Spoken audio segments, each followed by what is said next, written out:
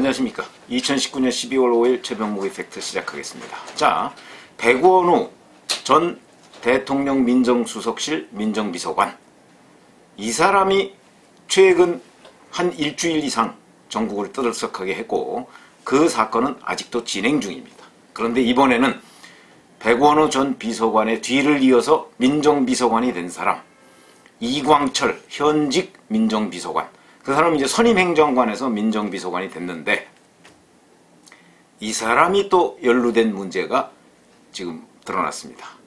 근데 이건 뭐 명백하게 확인된 건 아니지만, 자, 사망한 수사관 백모 씨 있었죠? 극단적 선택을 한 12월 1일 검찰의 소환 요청을 받고 그 몇 시간 전에 스스로 목숨을 끊었던 백모 수사관, 이제 뭐 장례식까지 다 치렀습니다만, 이 백모 수사관 그 장례식장에서 이제 동료 전직 수사관, 현직 수사관들이 많이 모였지 않겠습니까?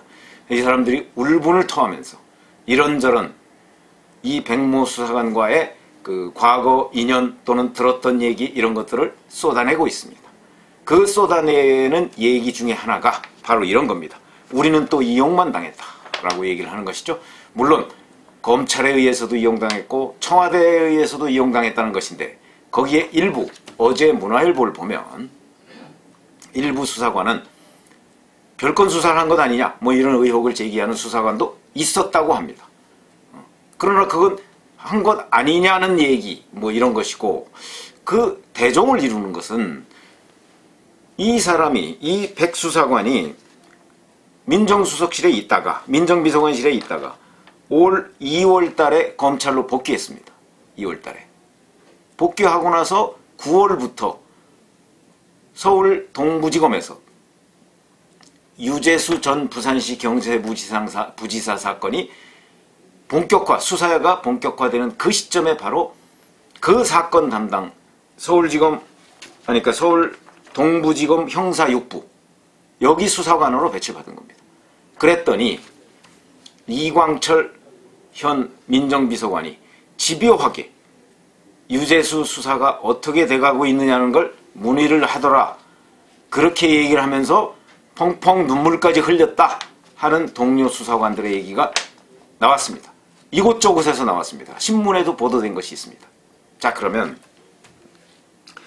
이광철 민정비서관은 도대체 어찌 했길래, 물론 본인은 이 백 수사관의 상가에도 문상도 갔습니다. 문상 가서 그 죽음이 어떻게 됐는지 명명백백하게 밝혀져야 한다, 이렇게 얘기를 했습니다만, 지금 동료 수사관들은 이광철 민정비서관이 끊임없이 유재수 사건과 관련한 수사 경과를 알려달라고 전화를 해서, 그래서 매우 괴로워했다는 그런 진술들이 계속 나오고 있습니다. 그렇다면 자, 이 백 수사관이 극단적인 선택을 하게 된 그 배경에 이광철 민정비서관의 집요한 수사 정보 요구, 이것이 결정적인 영향을 미쳤느냐, 아니면 별건 수사가 혹시 있었다면 그것이 결정적인 영향을 미쳤느냐, 아니면 기타 다른 것이냐, 이런 것들이 이제 서로 지금 논란이 되고 있습니다. 그런데 자, 이 백 수사관은 11월 달에 울산지검에서 한번 조사를 받은 적이 있습니다. 울산지검에서. 그리고 이 사건 전체가 서울중앙지검으로 옮겨졌을 때, 유재수 씨 사건과 관련해서 옮겨졌을 때 중앙지검에는 12월 1일에 출두를 하도록 돼 있었는데 그 몇 시간 전에 극단적 선택을 한 것입니다. 그러면 서울중앙지검은 이 백 수사관에 대해서 조사조차 하지 않았습니다. 한 번도 조사를 못했습니다. 그런데 별건 수사, 제가 보기엔 별건 수사를 할 시간 자체가 없었다. 한 번 정도, 한두 번 부르고, 그 다음에 뭐 뭘 명백한 자료에도 불구하고 그걸 부인한다고 할 경우에는 다른 쪽을 털어서 뭐 이걸 시인하도록 하는, 이런 걸 이제 우리가 별건 수사라고 하는데, 이 사람은 한 번도 조사를 받은 적이 없습니다. 중앙지검에서는. 그렇다면 울산지검의 조사 결과를 설령 넘겨받았다 할지라도, 넘겨받은 지 며칠 되지도 않는데 벌써부터 무슨 벽에 부딪혀서 별건 수사에 들어갔을 것 같지는 않습니다. 본인들이 뭐 시인하건 부인하건 그런 게 문제가 아니고 객관적인 정황을 놓고 볼 때 그렇다는 거죠. 그렇다면 이광철 비서관은 9월 달에 시작을 했는데 지금 12월 초 아닙니까? 그러면 지금까지 이 얘기를 들었다는 동료 수사관들이 굉장히 많습니다. 그런데 만약에 백 수사관이 이 이광철 비서관의 얘기를 듣고 그 수사 정보를 이광철 수사관한테 비서관한테 알려줬다 그러면 공무상 비밀 누설이 됩니다. 징역 2년 이하에 처하게 돼 있습니다. 중대한 범죄입니다. 그래서 괴로워했을 가능성이 저는 있다고 봅니다. 옛 상관이니까. 이광철, 그러니까 그 당시에 백원우 민정비서관 밑에 선임행정관 이광철, 그 밑에 수사관, 특감반원, 별동대라고 우리가 흔히 얘기하는 그 특감반원으로서 바로 백수사관이 근무를 했던 겁니다. 그러니까 본인의 선임행정관이니까 본인의 상관이기도 했던 겁니다. 근데 그 사람이 지금 비서관이 돼서 본인한테 계속 전화를 해서 야, 그 유재수 사건은 어떻게 수사가 돼가고 있냐 계속 질문을 하는데 옛 상관에 대한 의리 이거와 그 다음에 이걸 만약에 얘기를 했다가는 현행법의 명백한 위법행위인데 징역 2년 이하에 처할 수 있는 공무상 기밀 누설인데 이거를 해야 되느냐 말아야 되느냐 의리와 이 위법 사이에서 고민하고 있었을 가능성이 저는 꽤 많다고 봅니다. 그렇다면 그건 뭐 시간도 9월부터 9, 10, 10일이면 뭐 거의 석 달 정도 되는 거 아닙니까? 시간도 충분했고 그런 점에서 본다면 만약에 이 두 가지 중에 별건 수사냐 아니면 수사 정보 요구냐 두 가지 중에는 수사 정보 요구일 가능성이 훨씬 많다. 물론 죽은 사람은 말이 없기 때문에 지금 그 부분에 관해서 어떤 증거를 댈 것인가 증거를 뒷받침할 것인가 이 부분은 현재 명확하게 우리가 뭐 단정적으로 얘기할 수 있는 상황은 아닌데 이제 여기서 바로 이 백수사관의 휴대전화가 그래서 중요해지는 겁니다. 그 휴대전화를 포렌식을 해보면 이 포렌식 한 대에서 뭐 이광철 수사관의 전화가 언제부터 언제까지 몇 통화가 왔다 하는 거 금방 기록에 나올 겁니다. 꼭 이 포렌식 아니어도 나올 수 있습니다. 근데 이 포렌식은 지금 현재 경찰이 계속해서 그걸 뭐 압수수색 영장을 다시 신청해서 검찰이 압수수색 영장을 신청해서 지금 확보를 해놓은 거를 경찰이 다시 달라고 하고 지금 뭐 그 마치 검경 간에 싸우는 듯한 양상을 보이고 있는데 이거는 일단 검찰이 확보해 놓은 겁니다. 그리고 검찰이 지금 포렌식을 하려고 하다 보니까 이게 아이폰인데 이 아이폰에 잠금 장치가 돼 있다. 이 잠금 장치를 풀 수 있는 지금 기술이 없다.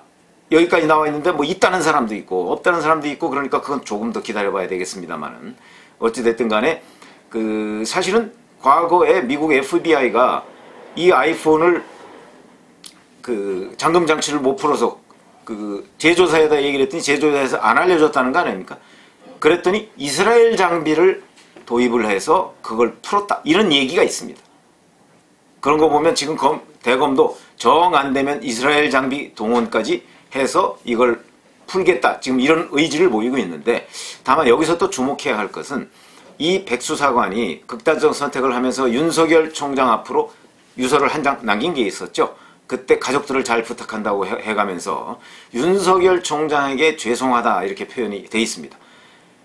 이거를 별건 수사의 근거다 이렇게 여권은 주장하고 있지만 저는 그게 아니고 오히려 윤석열 총장한테 수사에 도움이 못 돼서 죄송하다 저는 그렇게 해석을 합니다. 만약에 별건 수사 얘기를 하면 가족들을 돌봐달라고 하는 것이 아니고 가족들은 건드리지 말아달라 이렇게 유서에다 썼을 것입니다. 그렇게 본다면 지금 현재 뭐 장례식을 치른 지 얼마 되지 않아서 그렇지만 백수사관의 유족들한테 물어보면 아마도 이 백수사관이 이 잠금 장치를 풀 수 있는 열쇠를 검찰이 풀 수 있는 열쇠를 어딘가에는 기록해놨거나 알려놓고 갔을 것이다. 저는 그렇게 추정을 합니다. 윤석열 검찰총장한테 미안하다, 죄송하다라고까지 썼을 정도면 그렇다면 왜냐면 본인이 극단적 선택을 했을 경우에 이 휴대전화를 틀림없이 포렌식한다는 것을 이 백수사관은 누구보다 잘 알고 있습니다. 본인이 그런 걸 했던 사람이기 때문에 그렇다면 이 포렌식 할 때 본인이 잠금장치가 있으면 검찰이 못한다는 거 그것도 뭐 이 사람이 잘 알고 있으니까 그러면 이 잠금장치를 풀 수 있는 열쇠 그것을 백수사관이 어딘가에 기록해 놨거나 남겨놓고 가지 않았을까 전 그런 추정을 해봅니다. 그러면 남겨놓고 갔으면 그거 가지고 풀면 되고 만약에 남겨놓지 않고 갔다 할지라도 뭐 이스라엘 장비인지 뭔지 뭐 그거 갖다가 한번 해보면 아마도 디지털 포렌식을 충분히 할 수 있을 것이다. 이렇게 보고요. 거기에 보면 이광철 민정비서관으로부터 얼마나 여러 차례 전화가 왔는지, 그리고 몇 분 정도 통화를 했는지, 뭐 이런 부분이 아마 백일하에 드러나 있을 것이다. 그렇게 되면 이광철 민정비서관은, 만약에 그게 사실이라면, 그러면 직권남용으로 처벌받을 가능성이 있다. 이렇게 봅니다. 그러니까 지금 관건은 휴대전화에서 디지털 포렌식을 어떻게 할 수 있느냐, 이 점이 관건입니다. 그런 점에서 본다면 백원우 전 민정비서관에 이어서 이번에는 이광철 현직 민정비서관이 이 유재수 감찰 중단 의혹, 이거와 관련한 검찰의 수사 정보를 빼내기 위해서 백 수사관한테 집요하게 전화했던 것이 아닌가 싶은 의문이 첫 번째로 들고요. 근데 이건 그럼 왜 그랬겠는가? 잘 아시지만 윤석열 검찰은 지금 조국 전 법무장관, 그 다음에 그 이후에 뭐 유재수 사건, 그 이후에 백원우 사건, 뭐 이런 여러 가지 청와대를 겨냥한 사건과 관련해서 법무부를 통해서 검찰에 상세한 보고를 안 하는 것으로 알려져 있습니다. 그렇기 때문에 청와대에서는 이 수사가 도대체 어떻게 진행되고 있는 것인지 이걸 계속 지금 알려고 하는 겁니다. 그렇게 따진다면 이광철 민정비서관이든 또는 법률비서관이든 반부패비서관이든 민정수석실에 있는 비서관들이 아마도 검찰 쪽에, 예를 들어서 박영철 반부패비서관 같은 경우는 검찰 출신이니까 검찰에 아는 사람이 아주 많습니다.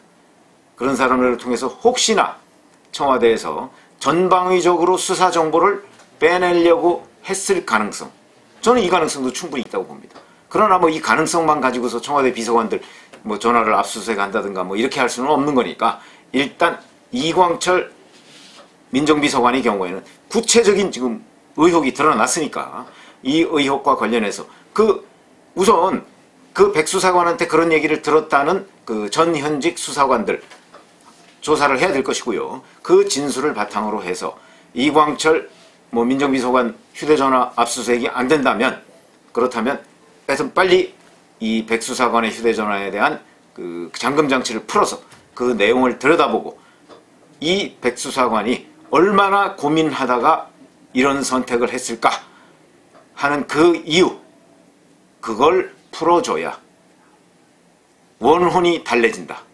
저는 그렇게 생각을 합니다. 그것이 원인이 어디에 있든 간에 그걸 풀고, 더불어서 자, 청와대가 또는 누가 유재수 감찰 무마 중단, 뭐 이걸 감찰 무마를 했느냐 시켰느냐, 이런 부분도 아울러서 하고요. 그 다음에 이런 것들이 바로 문재인 정부가 쌓아놓은 신적폐다.